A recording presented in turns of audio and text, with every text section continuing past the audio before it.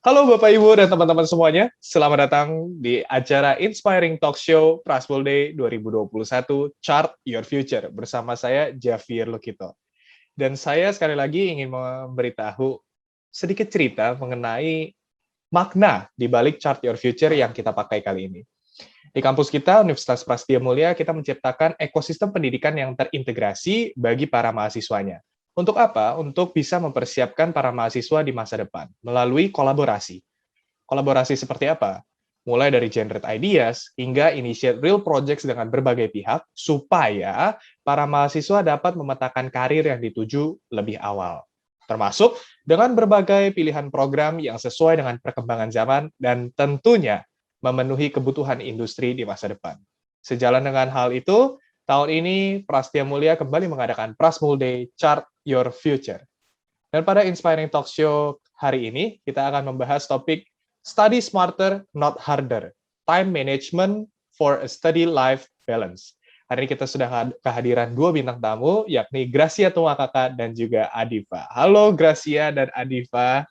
Halo. Hai, halo. Oke, untuk Ica mungkin boleh diperkenalkan dulu profilnya. Oke, halo teman-teman.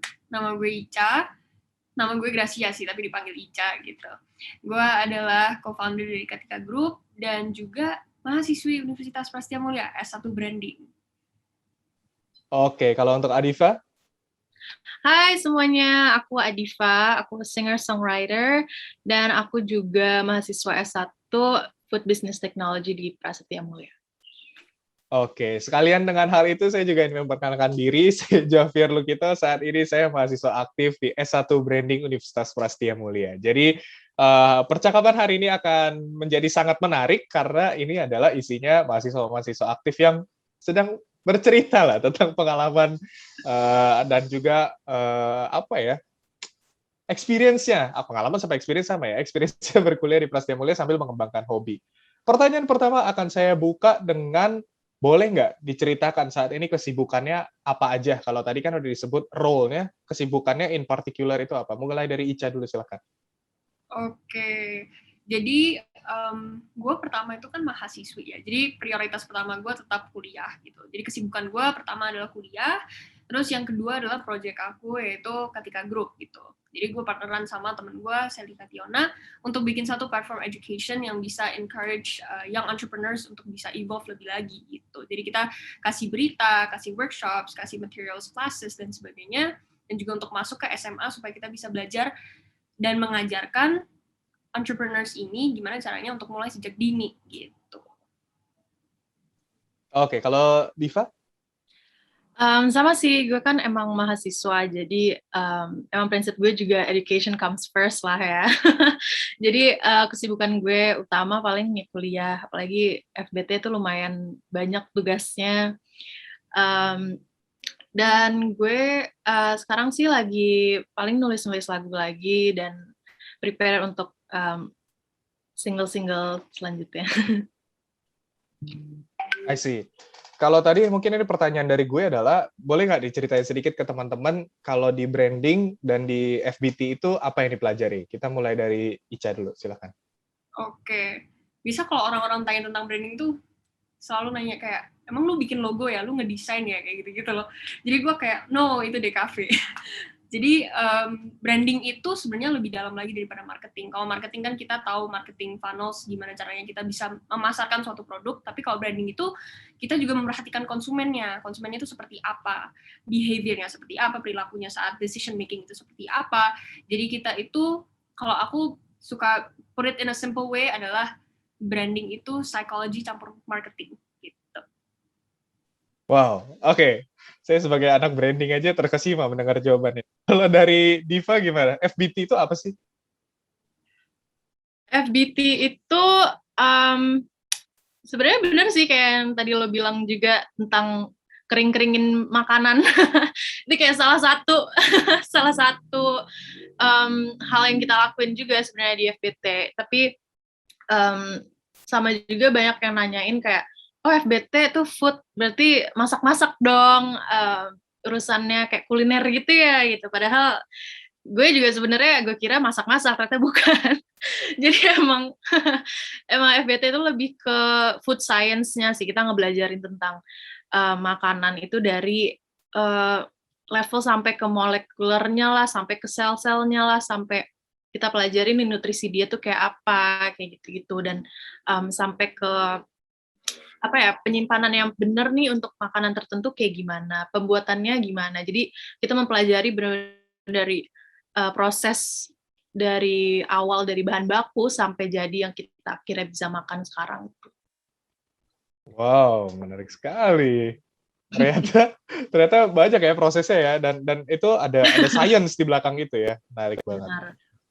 Nah, sekarang kan kita udah tahu nih kesibukannya dan juga apa yang dipelajari, yang mungkin juga cukup memakan waktu dalam 24 jam itu. Nah, kita akan masuk ke topik kita hari ini adalah managing study life balance nih. Boleh nggak diceritain nih, cara kalian menyeimbangkan hobi dengan aktivitas kampus yang cukup padat tadi itu? Kita mulai dari Adifa dulu. Sebenarnya karena emang gue ngelihatnya harus apa ya, kayak education dulu lah yang harus diutamain ya. Jadi kalau gue nge-manage waktu gue untuk nyanyi dan bermusik dengan gue sekolah itu tuh kayak pokoknya segala hal yang seperti nyanyi, musik itu tuh harus setelah sekolah, di luar jam sekolah gitu. Jadi misalnya bentrok gitu kayak bisa nggak diganti nih waktu buat performnya misalnya kayak setelah jam ini nih karena jam segitu masih ada kelas kayak gitu-gitu. Pokoknya sesimpel itu sih sebenarnya. Tapi ada juga momen-momen di mana bentrok tapi kayaknya nih yang bermusik nih lebih apa ya, lebih once in a lifetime opportunity gitu. Jadi ada momen-momen di mana gue juga harus ngelihat sini yang mana dulu yang harus diprioritasin, tapi most of the time sekolah dulu. I see. Tapi gue curiga nih, kayaknya karena sekarang kita udah sekolah online ya, jadi kalau misalnya ada dua-duanya bentrok, lo humming sambil campurin bahan-bahan di rumah. Iya sih, kalau sekarang karena online jadi lebih gampang ya untuk kedua hal itu, karena pertama semuanya dilakuin di rumah gitu kan ya, jadi gue nggak harus kayak ya dari kampus di BSD tiba-tiba gue harus ke tengah Jakarta gitu kan, kayak makan waktu banget, terus gue juga capek di perjalanan. Dan sekarang cuman kayak yaudah dari kamar keluar doang gitu, main piano terus kayak masuk lagi kamar jadi kayak nggak jauh. Oke, kalau dari Ica gimana? Cara lo seimbangin itu, Cak? Oke. Sebenarnya kalau sekarang tuh beda banget sama waktu gue pertama tuh masuk semester 1. Semester 1 itu apapun opportunity yang gue bisa dapat gue ambil deh. Mau itu kepanitiaan, mau itu pelajaran apa, gue harus tumpuk itu semua dalam 1 hari gitu. Kalau sekarang I set priority sih, bener kayak Diva juga. Gue prioritize education gue dulu dan tugas-tugas gue dulu. Cuman bukan berarti gue bisa neglect atau kayak mengesampingkan apa yang gue kerjain sekarang. Jadi biasanya kalau misalnya kelas, gue selalu dosen yang ngomong apa, biasanya gue nyicil tuh dengan cara gue taruh points gitu aja, kayak apa yang penting gitu dari pelajaran hari ini. Supaya apa? Nanti kalau misalnya ujian, karena Prasmo kan kebanyakan ujiannya lebih ke praktek atau cases gitu ya.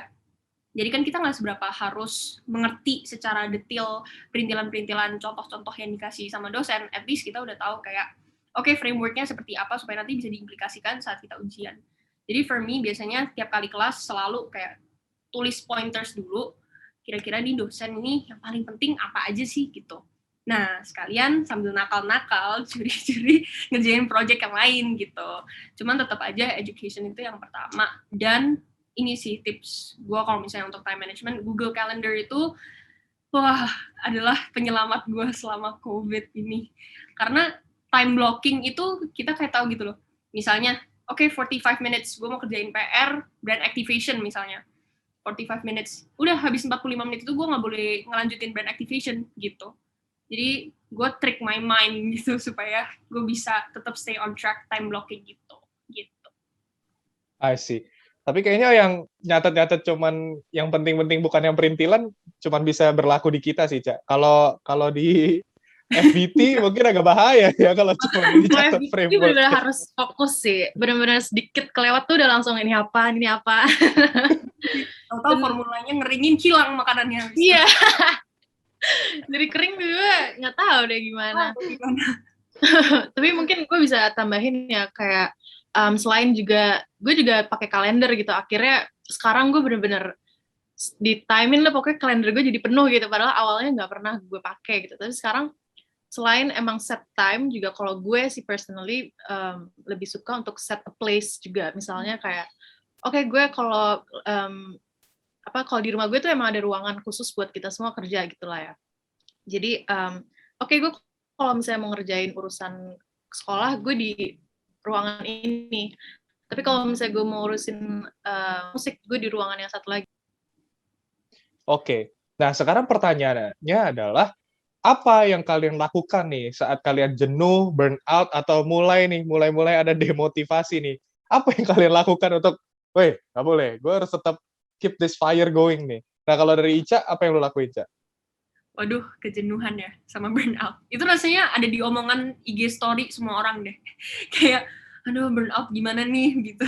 Karena COVID tuh selama pandemic juga kita, kalau gue kan sebenarnya everything I do is within this room gitu. Jadi kalau gue mau kerja, gue mau belajar apapun, mau baca buku dan sebagainya, leisure time juga di dalam kamar ini. Jadi it's sort of difficult untuk ngebagi settingan dan environment itu. Cuman kalau gue burnout, gue rest. Udah sesimpel gue istirahat. Karena gue selalu mengibaratkan otak gue itu sebagai HP gitu misalnya. Kalau misalnya HP kalian kepanasan, ya you guys put aside your phone gitu untuk cool down kan. Same as your brain gitu. Biasanya gue kalau misalnya burnout, gue rest dengan cara, gue bener-bener pakai headphone, udah gue scrolling Spotify, gue bikin playlist. Karena itu self-therapeutic juga buat diri gue sendiri, dan itu ngebantu gue untuk akhirnya bisa lebih produktif lagi. Daripada gue burnout, terus gue paksa kerja, udah kayak zombie gitu, terus hasilnya nggak produktif gitu. Jadi gue better untuk lose a couple of hours untuk bring my fire back gitu. Kalau Diva, apa yang lo lakuin, Div? Gue sama sih sebenarnya juga sesimpel yaudah istirahat aja gitu. Karena gue juga orangnya nggak bisa kalau udah stres, udah kayak mikir terus tuh jadinya kebawanya nggak enak gitu kan. Untuk ngerjain pun jadi kayak ngapain sih gue ngerjain ini, kayak udahlah gue jadi pikirannya tuh negatif terus gitu tentang kerjaannya, padahal cuman kerjaan doang gitu kan. Cuman kan emang udah capek, udah mental capek, otak capek juga, jadi kayak udahlah istirahat aja dulu. Istirahat pun nggak harus selalu ya udah tidur gitu ya, maksudnya boleh juga tidur, tapi kalau gue istirahat lebih ya udah main HP, baca buku, nonton TV, nonton Netflix kayak gitu-gitu yang emang ya otaknya nggak harus dipakai seberat itulah. Soalnya kayak sama juga kalau misalnya gue lagi nulis lagu, lagi mau bikin lagu tuh ada yang namanya creative block gitu ya, kayak writer's block itu benar-benar ada di semua aspek gitu loh. Maksudnya nulis lagu ada creative block, nulis paper pun juga ada gitu kan. Jadi emang paling enak tuh ya udah istirahat aja, udah berhenti aja dulu. Besok bisa lanjut lagi, nanti sejam lagi juga bisa kok lanjut lagi gitu. Oke, mungkin dari tadi gue agak scale ke bawah ya, gue menyebutkan bahwa apa yang kalian lakukan di luar jam kampus adalah sebuah hobi gitu. Tapi setelah mendengar cerita kalian, I think you are doing this professionally gitu loh, ada yang kalian monetisasi gitu ya. Nah, at some point ketika hobi kalian angkat menjadi scale yang lebih luas, itu kan menjadi sebuah kewajiban gitu. Ada beban tersendiri lagi ya. Mungkin kalau dari tadi kita bahas, oh gimana caranya kalian ngebalance hobi kalian dengan kampus gitu. Ini sekarang let's say hobi ini udah kalian scale up jadi kampus dan kewajiban lain gitu. Itu kan sesuatu hal yang menjadi semakin berat gitu. Nah, at some points kalian kan akan ngerasa bahwa aduh ini hobi sampingan yang gue jalan ini juga takes up my energy, my time gitu. Nah, pernah nggak kalian kepikir bahwa wait, this is too far. Ini gue nggak expect kalau hobi gue tuh gue bawa sampai jadi beban lagi buat gue. Nah, kalau dari Diva gimana? Kayak tadi nulis lagu gitu misalnya, ada creative block. Itu kan misalnya kalau dulu ya udahlah kan ini gue juga santai-santai aja. Tapi kalau udah tuntutan dari produser atau apa gitu. Nah, kalau dari Diva pernah nggak ngerasa kayak gitu? Ada sih pastinya ya kalau setiap mau nulis lagu, karena there's a certain expectation label aku kasih, terus ada certain expectation dari aku sendiri pun juga untuk diri aku sendiri gitu, kayak mau nulis lagu kayak gini, dan at some point itu benar-benar bikin beban dan bikin nggak fun lagi gitu nulis lagu. Yang dulu emang santai, terus kayak nulis lagu malah jadi apa ya, malah kalau misalnya otak lagi burn out terus malah jadi nulis lagu gitu kan dulu. Sekarang malah burn out gara-gara nulis lagu. Jadi kayak itu sih emang sempet banyak banget momen-momen di mana bener-bener kayak salah nggak sih nih gue sebenarnya milih karir ini gitu, salah nggak sih gue sebenarnya milih jurusan ini pun gitu. Tapi at the end of the day, apa ya, setelah gue akhirnya bisa melanjutkannya dan gue istirahat terus gue lanjut lagi, at the end of the day gue juga tetap jadi happy lagi gitu. Jadi kayak oh ternyata it's still fun kok gitu. Maksudnya kayak nggak mau dibawa beban juga sih, karena ya itu kalau misalnya dipikirinnya sebagai beban pasti nggak fun aja jadinya. Nah, pertanyaan sama untuk Ica juga. Mungkin dulu lu writing content gitu. Itu ya karena lu, aduh gue lagi pengen sharing nih, gue kayak penat gitu. Nah, kalau sekarang ketika lu jadi kewajiban, lu kan, wah gila, harus nulis lagi gitu. Nah, itu pernah nggak ngerasain itu dan pernah ada penyesalan nggak? Bener banget sih, kalau penyesalan ya selalu ada lah ya, kalau misalnya manusia lagi penat gitu kayak, tau gitu gue nggak kayak gini gitu misalnya. Tapi waktu itu pertama kali gue bikin Katika nih bareng Sally tuh bener-bener nggak ada ekspektasi apapun, Jav. Dan misalnya kayak gue bikin ya udah, gue passion gue adalah ngebantu orang, ya udah dari apa yang gue bikin ya gue seneng gitu loh untuk nge-sharing, ngebantu gitu. Terus gue bikin satu monetization program, tiba-tiba loh kok banyak peminat gitu. Akhirnya ada pressure di mana ternyata pesertanya butuh ini dan lainnya. Terus dapat kerja sama brand ini dan sebagainya. Akhirnya kayak loh, I thought helping people was fun gitu. Tapi at the end of the day, bener kata Diva, kayak setelah rest, ya sebenarnya apa yang kita butuhkan itu sebenarnya cukup rest gitu loh. Karena passion, what you love is still what you love gitu loh. Jadi menurut gue kayak ya udah lu istirahat aja, ya lu besok bangkit lagi dengan stamina yang beda lagi. Oke, menarik nih. Jadi ternyata at some point hobi itu udah nggak menjadi hobi ya ketika lu udah skill up itu ya. Kayak ups. I took this too seriously. Oh no, became way too huge. Nah, karena kita udah mengetahui ini, maka kita semakin tertarik nih untuk mengetahui bagaimana kalian juggle along the hecticness lah gitu ya. Nah, tapi sebetulnya yang pengen gue tanya juga nih ke Diva terutama ya. Div, apa sih yang menarik nih dari proses perkuliahan ini? Kayak lo yang di luar singer, tapi at some point lo juga harus jadi scientist nih untuk belajar science IPA gini nih. Nah, itu kan menarik banget proses perkuliahannya. Nah, tapi sebetulnya kita pengen tahu nih, apa perbedaan yang lo rasakan ketika lo membandingkan bahwa sekarang zaman lo kuliah dengan zaman lo pas sekolah, let's say in particular SMA ya, karena kata orang SMA adalah masa-masa paling indah gitu. Nah, itu perbedaannya di mana? Kalau dibandingin ya kuliah sama SMA itu paling obvious menurut gue environment-nya. Pertama, gue nggak pernah nih kayak main-main ke BSD gitu lah. Kayak gue kalau jalan-jalan ke Jakarta Tengah, Jakarta Pusat gitu-gitu.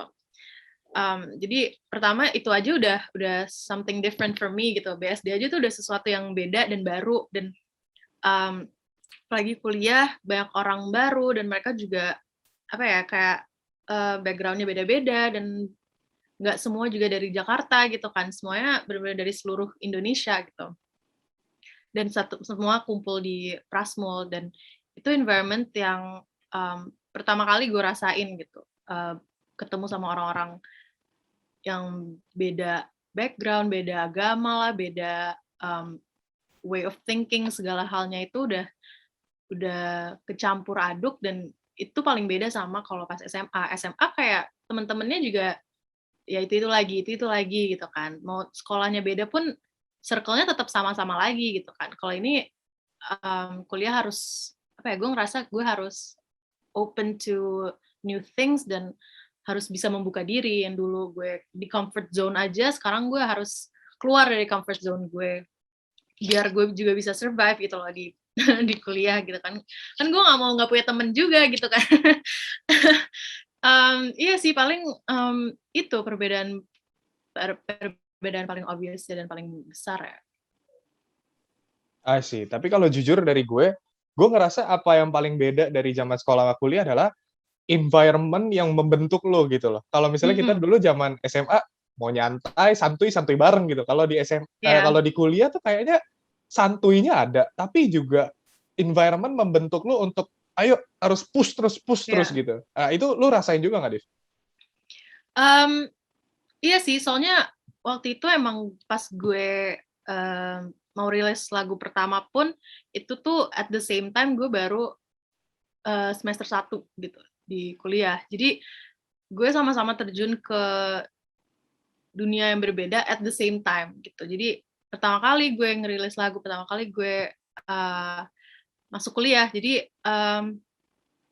apa ya, gue at the same time juga langsung harus berubah gitu loh. Maksudnya kayak sekarang nih sekarang gue mahasiswa, bukan cuman anak SMA gitu loh. Gue pertama seorang mahasiswa, kedua gue punya kerjaan dan gue punya kewajiban dan gue punya orang-orang yang punya ekspektasi dari gue dan gue harus memberikan mereka sesuatu gitu kan.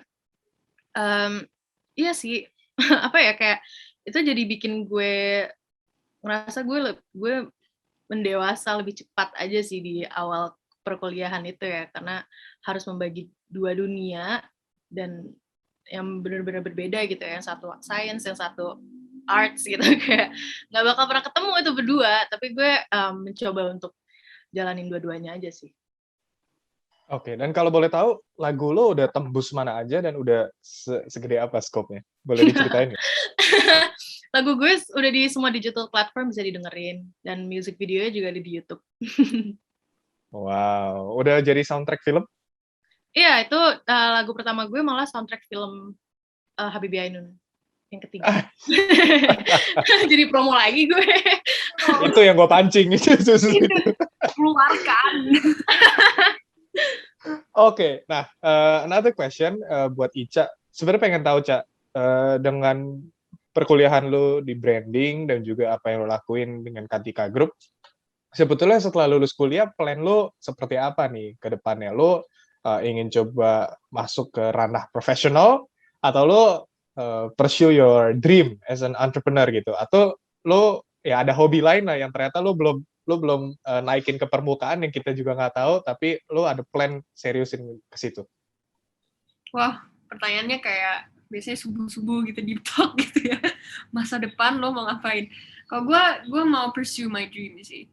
Tapi I'm not bukan karena gue living in the moment kayak sekarang, kayak oh gue punya misi untuk nambahin angka entrepreneur di Indonesia, gue mau keep on doing that. Menurut gue adalah itu udah part of me gitu loh. Bukan, I'm not seeming idealistic, cuman kayak I see my vision bener-bener coming to real gitu, coming to kayak udah visible gitu loh di depan mata gue. Kalau misalnya gue nggak lanjutin dan berhenti aja di tengah, untuk gue misalnya pursue something yang most commonly people bakal pursue, yaitu professional world, gue rasa gue nggak di situ deh. Gue mau jadi seorang entrepreneur yang pursue my dreams dan juga sekalian motivate younger Indonesians untuk actually become entrepreneurs ke depannya.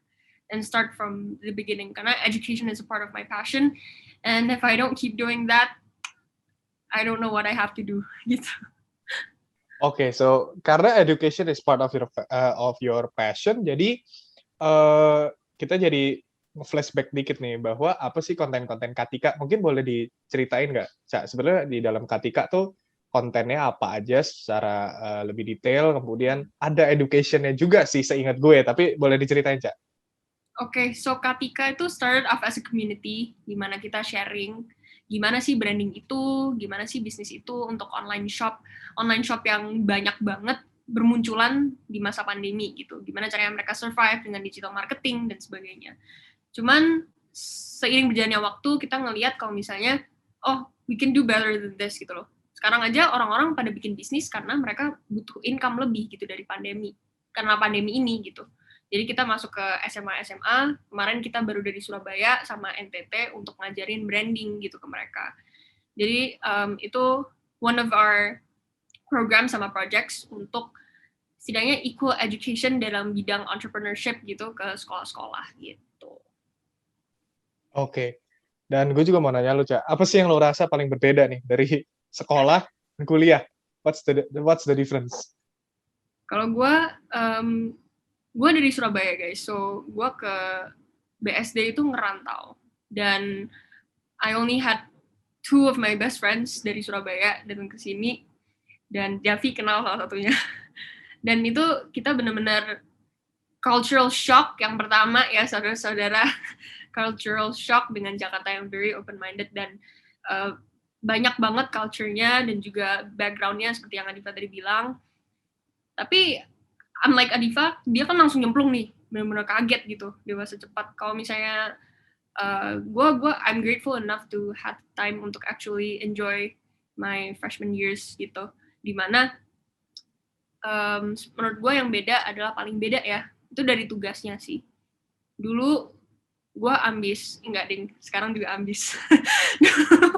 Dulu gue ambis kayak bener-bener oke, gue harus belajar mati-matian gini-gini. Kalau sekarang I value experience more gitu, dan itu yang buat kuliah di Prasmo specifically juga ngajarin gue kalau misalnya lu nih, gue kasih project nih sama brand-brand gede, ya lu itu experience gitu loh. Lu nggak usah magang, lu dapat project gede untuk ngerjain brandingnya, ngerjain consumer insight-nya dan sebagainya. Menurut gue I value that more daripada scores I get on exams gitu. Jadi itu suatu mindset yang berbeda sih kalau gue lihat dari SMA dan kuliah. Oke. Seberubah-berubahnya Ica, setidak ambisnya dia sekarang, yang menurut versi dia bahwa dia nggak begitu value numbers lagi in her study ya, tapi IP dia 5/4, teman-teman. Jadi kalau IP maksimalnya 4, dia 5. Oke, kalau Diva nih, penasaran, lo ada gelutin nyanyi, songwriting, dan juga lo sekarang lagi kuliah FBT nih, tentang sesuatu yang eksak lah gitu. Nah, kira-kira ke depannya nih, atau beberapa tahun ke depan, lo plan-nya apa nih? Mau coba being a professional scientist, atau orang yang expert in food, atau lo mau pursue your career as a singer? Sorry. Menurut gue, in the future gue lebih ngeliat diri gue di dunia arts ya, walaupun sebenarnya emang science, especially food ya, food sama music itu 2 of my biggest passions lah. Dari kecil gue pengen jadi chef gitu, maksudnya sekarang gue juga suka masak-masak gitu kan, sebagai hobi sampingan lagi gitu. But I really see myself lebih ke dunia kreatif ya, karena emang keluarga gue juga, mereka datang dari dari keluarga yang bermusik, dan gue rasa itu yang udah lebih familiar sih gue, dan gue rasa lebih cocok juga dengan diri gue sendiri.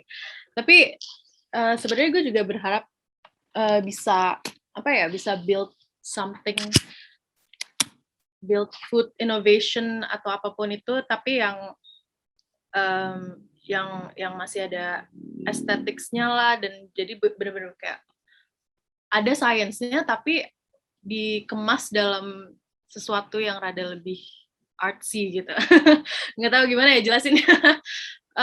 Karena menurut gue pelajaran-pelajaran yang gue dapat ya dari food business technology ini juga very interesting, dan bisa helpful banget ke society gitu. Apalagi kayak sekarang ada hunger crisis lah, ada food waste lah, segala hal itu tuh bisa diproses lagi dan bisa dibikin jadi sesuatu lagi dengan science yang ada di FBT ini gitu. Jadi gue berharap aja sih bisa bikin sesuatu kayak gitu. I see. Mungkin lo bisa bikin molecular gastronomi yang kalau coklatnya diketok keluar nada gitu misalnya ya.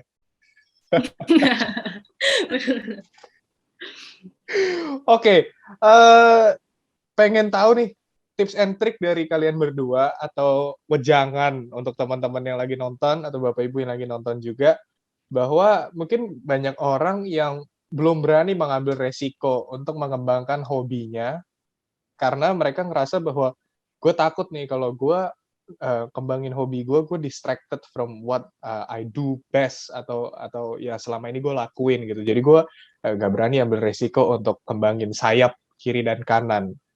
Dan juga meningkatkan soft skill gitu misalnya, atau ya personal skill lah secara garis besar. Kalau dari Ica, lo sebagai educator nih di K3 Group, apa wejangan Ica?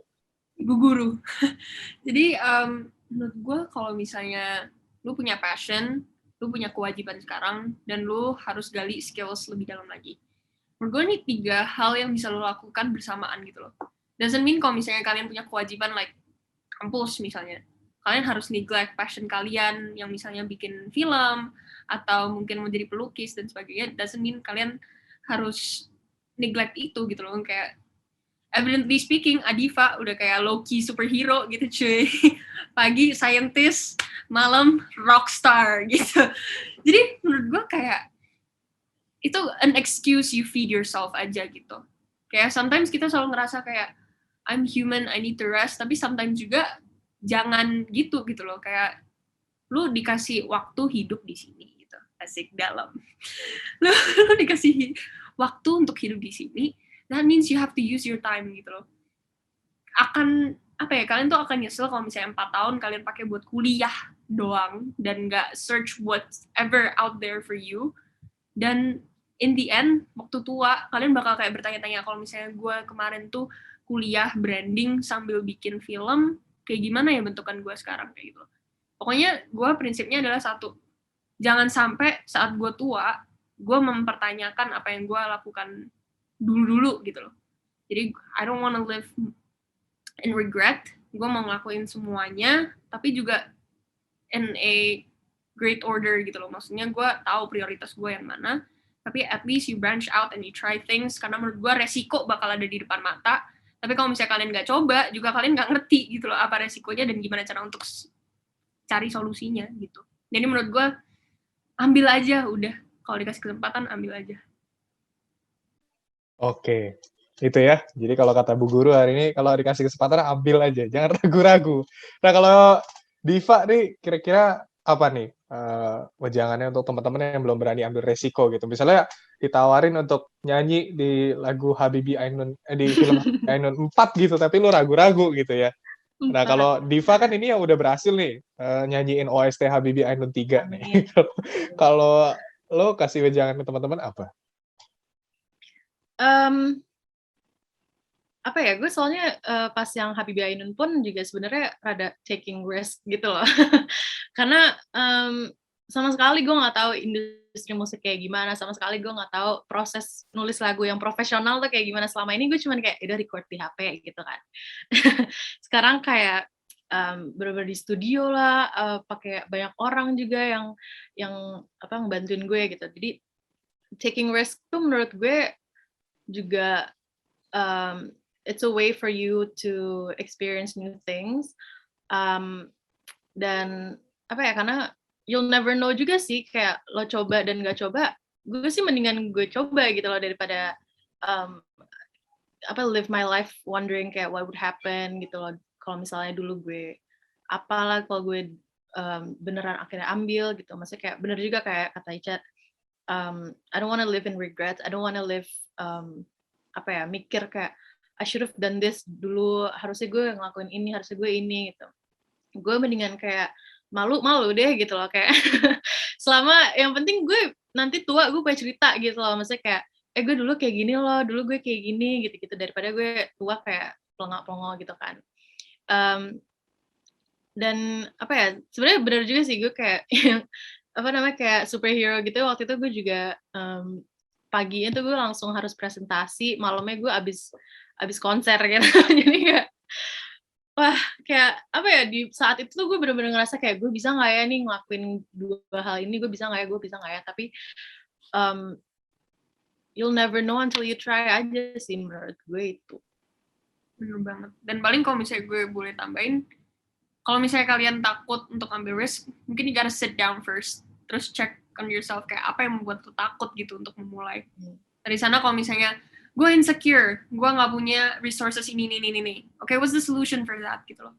Karena pasti ada jawaban logis yang bisa lo keluarkan di saat lo takut gitu. Dan itu yang bakal menjadi kayak booster lo untuk akhirnya ngelakuin sesuatu. Kayak for me, gue juga punya banyak ketakutan, tapi when I rest and I think about it, ternyata ada jawaban logis ke itu. Ya, why do I have to overthink gitu loh? Ya udah, I just do it. Gitu. Asik, Nike. Iya sih, sama sih. Paling kayak tadi gue mau nambahin, maksudnya kayak kalau kita pun sebagai mahasiswa gitu ya, maksudnya kayak baru masuk ke environment yang beda ini, yang emang tadi juga Jafir bilang, kayak ini merubah the way we think, merubah diri kita juga, itu kayak sekarang tuh gue rasa kita juga punya mindset yang berbeda gitu loh, dari pas masa SMA sama pas masa kuliah. Kalau kuliah tuh gue rasa mindset gue udah lebih kayak, kapan lagi nih gue bakal ngelakuin hal-hal ini gitu loh, selain pas gue kuliah. Kalau abis kuliah, kerja, kayaknya gue udah bakal terlalu fokus nih sama kerjaan profesional gue gitu kan. Maksudnya kayak selama kuliah masih dikasih waktu nih selama 4 tahunan gitu ya, kita bisa experience new things, apalagi di Prasmo juga kan banyak kayak ekstrakurikuler yang lain gitu, yang benar-benar bisa mengasah hobi-hobi kita juga. Dan gue selalu dikasih tahu juga sih sama orang tua gue, kayak kuliah tuh lebih selain ya lo belajar untuk jurusan lo, tapi lo juga menjadi tempat untuk lo menemukan jati diri gitu.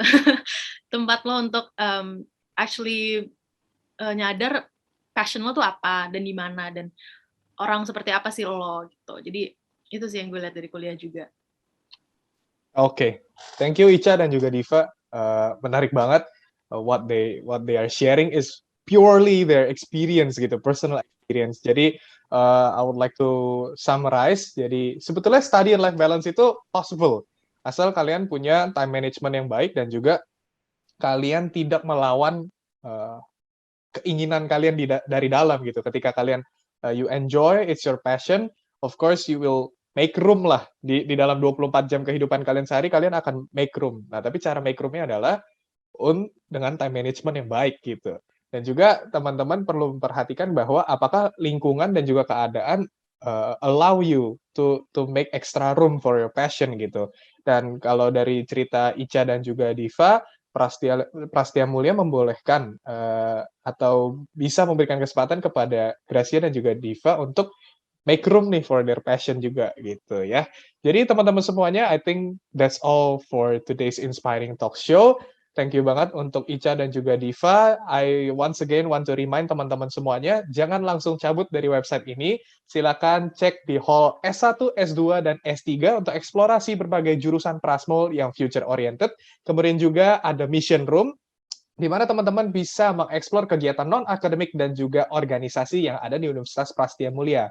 Ikuti juga mini game seru di dalamnya, dan kalau teman-teman bisa mendapatkan skor tertinggi, maka teman-teman berkesempatan untuk mendapatkan hadiah menarik dari Universitas Prastia Mulia. Dan yang terakhir, jangan lupa untuk cek schedule Inspiring Talk Show berikutnya, ada di Hall Inspiring Talk Show. Saya Jafir Lukito, mengucapkan terima kasih kepada teman-teman yang sudah menonton Inspiring Talk Show hari ini. Stay safe. Bye teman-teman. Thank you.